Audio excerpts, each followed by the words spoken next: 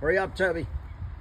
Today's gospel is the gospel in Mass is the gospel of John chapter 10, 31 to 42, I think.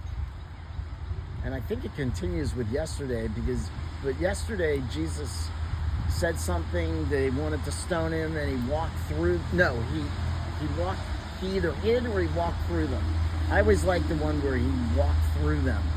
You can picture him just like kind of everyone's being in a trance, can't see him, and he just sort of mystically or invisibly walks right through the middle and they don't stone him. Today, he asks, why are you going to kill me? Why do you want to stone me? Because of the good works I've done? And they say, no, because you blaspheme. And Jesus says, well, do I prove who I am by my works? If I prove who I am by my works, then believe me.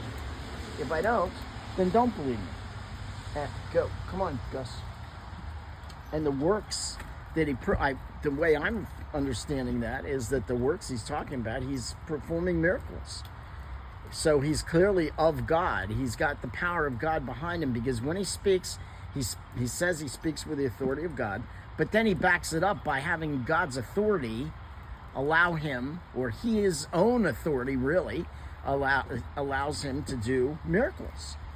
So that was one interesting thing about Muhammad. He claimed to be a prophet 600 years after Christian and, well, I don't know about Judaism, but Christian prophecy had ended by that point, the major revelations. And Muhammad comes along and says he's a prophet, which is impossible. Because he's not a prophet to the Jews, because he's not Jewish. And he's not a prophet to the Christians, because Christian prophecy proper, I don't know if that's the right way to say it, has already ended. So Muhammad is not a prophet either. And when both reject him as a prophet, he says the Jews will welcome me, the Christians will welcome me. And then once the Jews don't welcome him, I'm pretty sure he had them all killed. And then when the Christians don't, I think the same thing. Some way or another, he had them all killed. So he wasn't really much of a prophet. But anyway, my point was, Muhammad does not show his backing of God because he doesn't do miracles. Now, the Muslims will tell you there's some things that he did, and I've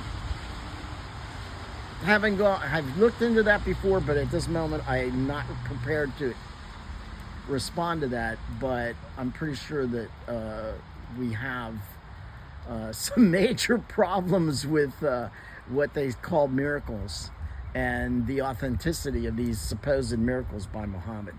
So I don't think Muhammad did any miracles. So that's one of the criteria of a prophet, I believe, is that he actually does miracles, which shows that when he says he's speaking for God, that God really is speaking through him.